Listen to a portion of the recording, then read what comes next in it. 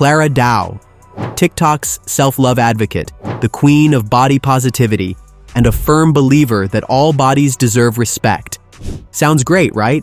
I mean, who wouldn't love an influencer dedicated to helping people embrace their bodies? But here's the thing. When someone constantly preaches self-acceptance while casually pushing questionable health advice, that's when things get interesting. And Clara? Oh, she doesn't just embrace being naturally skinny, she straight up declares herself a skinny legend. No, seriously. I have never gained weight since my adult life. I've never have to worry about my weight. I've never have to worry about what I eat. I feel healthy. If skinny privilege is a thing, I can be called a skinny legend. Ah yes, the skinny legend has arrived. We should probably take notes because clearly she has unlocked the secret to effortless thinness, one that has nothing to do with skipping meals, right? Well, about that. I often don't remember to eat unless I really feel it in my stomach. And I'm like, oh my God, I'm hungry. So grab some snacks, because unlike Clara, we actually believe in eating. And let's break this all down. What made Clara Dao famous in the first place? Body positivity. She went viral for challenging beauty standards, embracing her small chest, and reminding people to love themselves just as they are. It was fresh. It was empowering. It was exactly what people needed. A lot of my friends made fun of my flat chest, made fun of my underbite, and I think that was the point that my confidence was at one of its lowest. And then the contradictions started piling up. Clara has repeatedly told her audience not to obsess over specific body parts. Yet her entire social media presence revolves around her chest size. One minute she's saying people shouldn't focus on appearances, and the next she's branding herself around a single feature. If that's not irony, I don't know what is. And then there's the relationship contradiction. Clara once declared she would keep her love life private. Sounds fair, right? Not everyone wants their romantic life on display. But suddenly, a few months later, she's posting couple content and creating a relationship-based social media account. Privacy? Yeah, that didn't last long. Here we go. Am I single? Am I seeing anyone? My relationship status? My answer to that question is, it's a secret. Over time, my mindset has changed a lot, and now I'm at a place where I like to keep that part of my life private. One second. She's all about independence, and the next she's leaning into relationship-based engagement farming. So, was the privacy thing ever real, or was it just another marketing ploy? I often don't remember to eat unless I really feel it in my stomach. I'm like, oh my God, I'm hungry. And then I realized that, oh, it's like 7 p.m. and I haven't eaten anything all day. That hunger, I just don't experience it. So, let me get this straight. She's telling her audience to ignore their hunger, calls it healthy, and presents it as a normal routine? That's not self-love. She goes on to claim that eating throughout the day isn't healthy, and that snacking is a problem. Eliminate completely snacking in between meals, always eating something throughout the day. I don't think that is healthy. All that snacking, all that like eating when you're not hungry, it's just extra calorie. And of course, when you keep doing that, you're gonna gain weight. Now, let's not forget that Clara's audience is primarily young, impressionable girls who look up to her for self-love advice. And when they hear their idol casually say she can go until 7 p.m. without eating, it's not just a personal habit. It's an endorsement. And the comment section? Full of teenage girls taking notes on how to suppress hunger. This isn't just hypocrisy, this is dangerous. So we've established that Clara doesn't practice what she preaches and might be pushing harmful eating habits.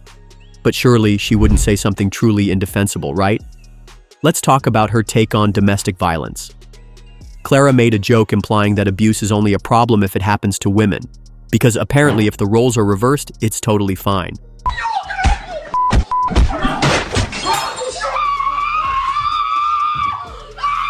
So, just to be clear, this is the same woman who constantly speaks out against double standards.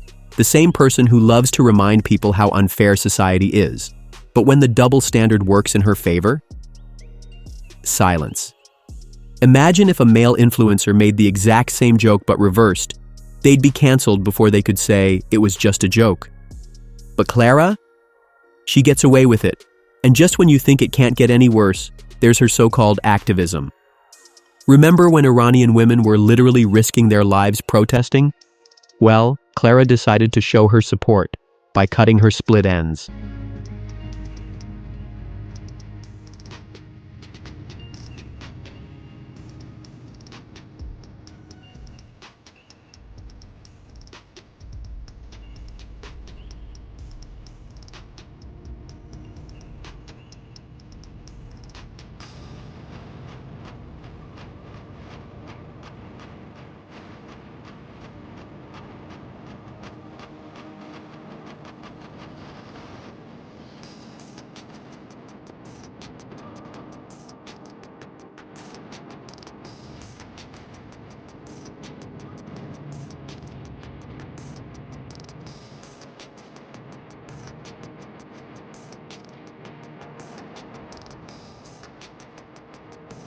Yep, nothing says solidarity like a symbolic haircut that accomplishes absolutely nothing.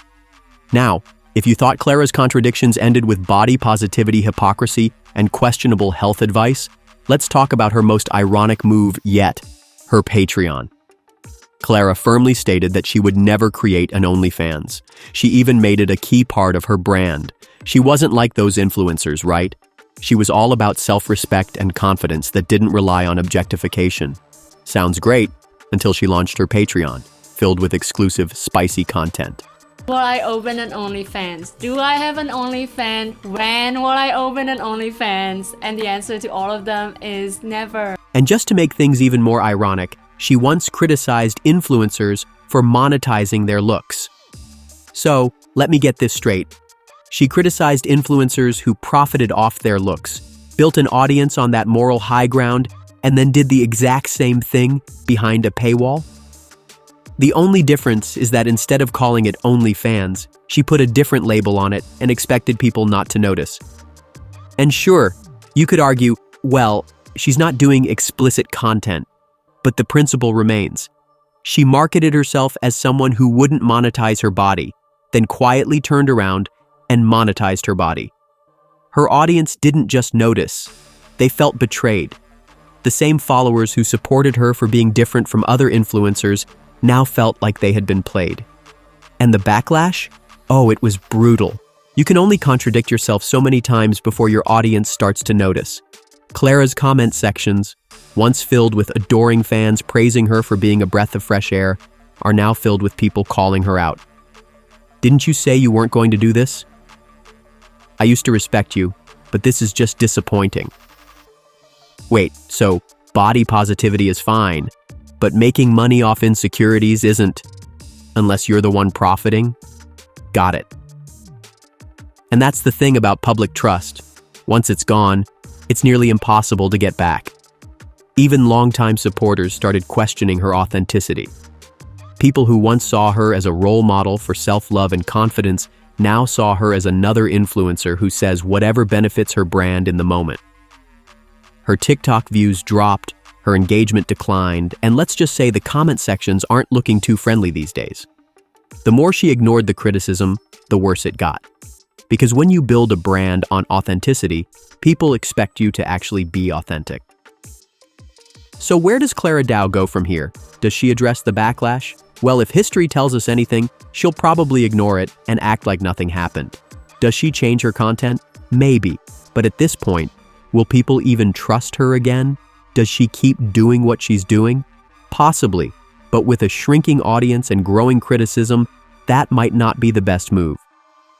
At the end of the day, Clara built a platform on one message: self-love, confidence, and body positivity. But as time went on, it became clear that the message only applied when it benefited her brand. So the real question is Clara Dao still the body positivity icon she once was, or just another influencer playing the social media game? Let me know what you think in the comments. Did Clara Dao just make a few mistakes, or did she completely destroy her own reputation? One thing's for sure, the internet never forgets.